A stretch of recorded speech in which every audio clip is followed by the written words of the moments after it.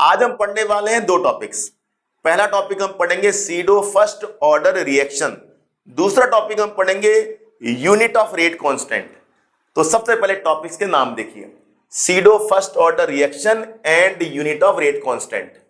Start हम करेंगे pseudo first order reaction से। Let us consider a reaction. हमने यहां पर एक रिएक्शन कंसीडर की है, A plus B arrow C। दो रिएक्टेंट हमारे पास A एंड B। अब बताइए रेट लॉ क्या होगा। रेट लॉ डिपेंड करता है रिएक्टेंट पर, तो R is equal to K A into B। Order with respect to A 1, order with respect to B 1, तो 1 प्लस 1 टोटल ऑर्डर आ गया 2। ये हमने रेट लॉ एक्सपेक्ट किया कि हमारा रेट लॉ कुछ ऐसा आएगा। अब हमने एक्सपेरिमेंट करना स्टार्ट कर दिया, रिएक्शन करना स्टार्ट कर दिया। तो दो टाइम मैंने लिए हैं, time t is equal to 0, time t is equal to 15 minute. 0 time का मतलब है रिएक्शन जस्ट स्टार्ट हुई है। A की अमाउंट 2 मोल है, B की अमाउंट 55 मोल है। अब आप पूछेंगे B इतना ज्यादा क्यों ले लिया। B यहां पर सॉल्वेंट है, सब जानते हैं सॉल्वेंट एक्सेस में होता है, नमक कम होता है पानी ज्यादा होता है। जब हम पानी के अंदर नमक घोलते हैं तो पानी ज्यादा लेते हैं, तो B यहां पर सॉल्वेंट है। तो जब भी हम सीडो फर्स्ट ऑर्डर रिएक्शन का एग्जांपल देंगे तो एक उसमें सॉल्वेंट होगा और वो एक्सेस में होगा, याद रखना। अब 15 मिनट के बाद देखा A कितना चेंज हुआ है, रिएक्टेंट धीरे धीरे कम होता जाता है। देखिए A ऑलमोस्ट चेंज हो गया है, A ऑलमोस्ट कंज्यूम हो गया है, 2 मोल से 0.1 मोल आ गया है। तो चेंज A की कंसंट्रेशन चेंज हो गई है, मतलब कंज्यूम हो गया, खत्म हो गया, ऑलमोस्ट खत्म हो गया। देखिए 2 मोल से 0.1 मोल तक आ गया। अब B को देखिए, B 0 टाइम पर 55 मोल था और 15 मिनट के बाद 54.5 मोल बचा है, अनचेंज। B लगभग उतना ही है, अनचेंज। अब बताइए रेट की डेफिनेशन क्या होती है। रेट का मतलब होता है चेंज इन कंसंट्रेशन। तो रेट में A तो पार्टिसिपेट कर जाएगा, B पार्टिसिपेट नहीं करेगा, क्योंकि B की कंसंट्रेशन अनचेंज है। जो अनचेंज होता है, जिस रिएक्टेंट की कंसंट्रेशन अनचेंज होती है, वो रेट लॉ में पार्टिसिपेट नहीं करता है। रेट की डेफिनेशन यही है, चेंज इन कंसंट्रेशन। तो देखिए हमारा एक्सपेक्टेशन ये था कि रेट में दोनों पार्टिसिपेट करेंगे, A एंड B। एक्सपेरिमेंट के बाद हमें पता लगा कि B तो रेट लॉ में पार्टिसिपेट करने में इंटरेस्ट ही नहीं रखता, तो रेट लॉ से हमने B को बाहर निकाल दिया। रेट लॉ से हमने B को बाहर निकाल दिया। केवल रेट लॉ में जो रेट ऑफ रिएक्शन है वो A पर डिपेंड करेगा, B पर डिपेंड नहीं करेगा। तो ये हमारा वो रेट लॉ है जो एक्सपेरिमेंट के बाद मिला, न्यू रेट लॉ। और ये रेट लॉ वो था जो हमने एक्सपेक्ट किया था, उम्मीद लगाई थी। अब बताइए टोटल ऑर्डर कितना है, 2। यहां टोटल ऑर्डर कितना, 1। तो सीडो फर्स्ट ऑर्डर रिएक्शन वो रिएक्शन होती है जो दिखाई तो दे कि रिएक्शन का ऑर्डर 2 है, लेकिन एक्सपेरिमेंट के बाद वो ऑर्डर 1 हो जाए। डेफिनेशन देखिए क्या लिखा है, सच reaction which appear to be of second order. ऐसी रिएक्शन जो सेकेंड ऑर्डर की दिखाई दे but becomes of first order, लेकिन बाद में वो रिएक्शन फर्स्ट ऑर्डर की बन जाए। क्यों भाई, as one of the reactant is in excess amount, क्योंकि एक रिएक्टेंट उसमें एक्सेस हो गया है। जो एक्सेस हो गया है उस रिएक्टेंट की कंसंट्रेशन अनचेंज हो जाएगी। जो अनचेंज हो जाएगा वो रेट लॉ से बाहर निकल जाएगा।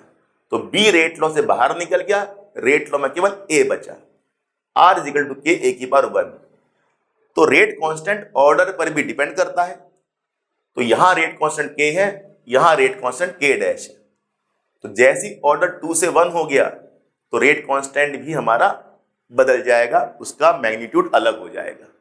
इस तरह से बच्चों ये फाइनल रेट लॉ आया हमारे पास, न्यू रेट लॉ आया।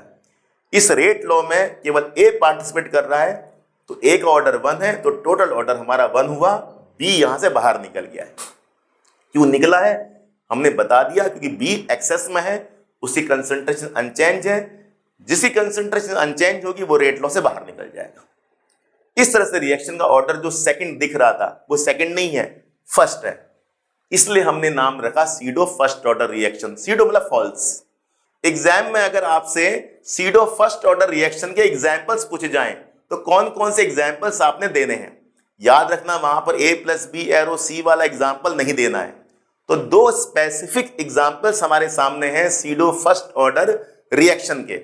पहला example hydrolysis of esters in acidic medium, दूसरा एग्जाम्पल है इनवर्जन ऑफ केन शुगर। ये वाला एग्जाम्पल हम समझेंगे बायोमोलिक्यूल्स के चैप्टर में।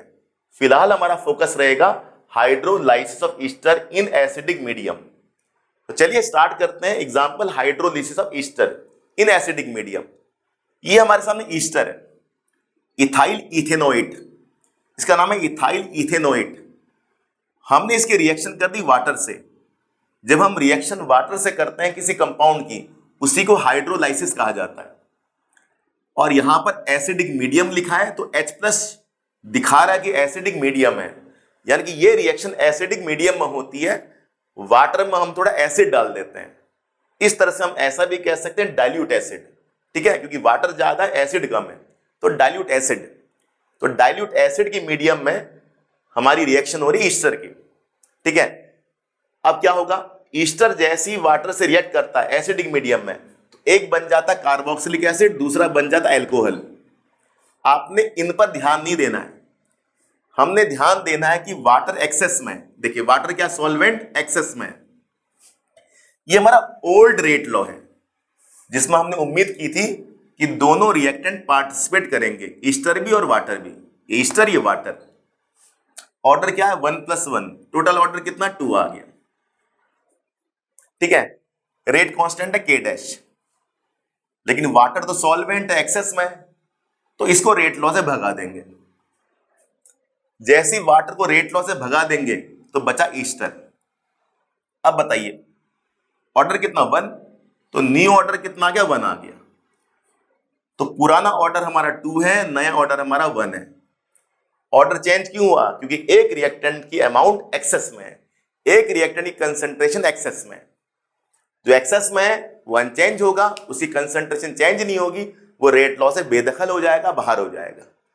तो ये ओल्ड रेट लॉ है, ये न्यू रेट लॉ है। न्यू रेट लॉ में ईस्टर है, ओल्ड रेट लॉ में ईस्टर भी है, वाटर भी है। एक्सपेरिमेंट के बाद हमें पता लगा कि वाटर तो एक्सेस में है, तो इसलिए हमने रेट लॉ से हटा दिया। अब बताइए ओल्ड रेट लॉ का rate constant K', new rate law का रेट कांस्टेंट K। यहां पर K की वैल्यू कैसे आएगी, K' इंटू वाटर। K की वैल्यू आएगी K' इंटू वाटर। सिंपल सी बात है, ऊपर ईस्टर है नीचे भी ईस्टर है, ऊपर वाटर नहीं है K' भी नहीं है, तो K' इंटू वाटर K बन गया। सिंपल सी बात, एक नया कांस्टेंट आ गया। अब हम निकाल लेंगे रेट कांस्टेंट की यूनिट। रेट कांस्टेंट की यूनिट निकालने का एक जनरल फॉर्मूला है जो आपके सामने मेंशन है, K = C की पावर 1-n/T। C यहां पर कंसंट्रेशन है, T यहां पर टाइम है, N यहां पर ऑर्डर है। कंसंट्रेशन आपने लेना है मोल पर लीटर में, टाइम आपने लेना है सेकंड में, N यहां पर ऑर्डर है। N की जगह पर हम पुट करेंगे 0, 1, 2। चाहो तो आप N की जगह पर 1.5 पुट कर दीजिए, 2.5 पुट कर दीजिए। ऑर्डर जो होता है फ्रैक्शनल भी हो सकता है, 0 भी हो सकता है, 1 to 3 भी हो सकता है। अब हम निकालेंगे 0 ऑर्डर के लिए रेट कांस्टेंट की यूनिट। तो N पुट करेंगे 0, C मोल पर लीटर, T सेकंड। तो देखिए जरा, C पुट करेंगे हम मोल पर लीटर, T हम पुट करेंगे सेकंड, N पुट करेंगे 0। 0 क्यों, 0 ऑर्डर के लिए हम निकाल रहे हैं रेट कांस्टेंट की यूनिट। बस बहुत सिंपल है, C की पावर 1-n/T, N यहां पर आपका 0 हो गया। C की पावर 1/T, कंसंट्रेशन आपने लेना है मोल पर लीटर, टाइम आपने लेना है सेकंड, ये आपके सामने यूनिट आ गई मोल पर लीटर पर सेकंड। तो जब भी एग्जाम में आपको पूछा जाएगा 0 ऑर्डर के लिए रेट कांस्टेंट की यूनिट क्या होगी, तो आपके सामने मेंशन है मोल पर लीटर पर सेकंड। इसके बाद हमने निकालना है फर्स्ट ऑर्डर के लिए रेट कांस्टेंट की यूनिट। सिंपल है, N पुट कर दीजिए 1, C मोल पर लीटर, T आपका सेकंड।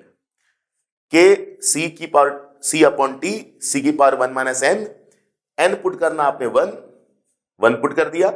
सिंपल, 1-1 क्या होगा 0। किसी भी टर्म की पावर 0 हो जाती है तो वो 1 हो जाता है। तो यहां पर C की पावर 1-1, 1-1 0, ये आ गया 1। T आपका सेकंड है पर सेकंड, जब भी आपसे एग्जाम में पूछा जाएगा फर्स्ट ऑर्डर के लिए रेट कांस्टेंट की यूनिट क्या होगी, आपका आंसर होगा पर सेकंड, पर मिनट या पर आवर। यहां पर हमने निकाला पर सेकंड में। इसके बाद सेकंड ऑर्डर के लिए आपके सामने रेट कांस्टेंट की यूनिट हम निकालेंगे। एन पुट करेंगे 2, सी मोल पर लीटर, टी पुट करेंगे हम सेकंड में। अब बस एन की जगह पुट कर दीजिए आप 0, कंसंट्रेशन की power 1 minus N upon T, N आपका यहां पर 2 है, और एन जैसे ही आप पुट करेंगे 2, 1 माइनस 2 आपका -1 हो जाएगा, सी की पावर -1 तो सी अपॉन में आ जाएगा, सिंपल रेसिप्रोकल हो जाएगा 1 अपॉन सी टी। कंसंट्रेशन यहां पर लेंगे मोल पर लीटर में, टाइम हम लेंगे सेकंड में, लीटर ऊपर जाएगा, लीटर आ गया, मोल इनवर्स सेकंड इनवर्स। ये आपके सामने सेकंड ऑर्डर के लिए रेट कांस्टेंट की यूनिट हो जाएगी।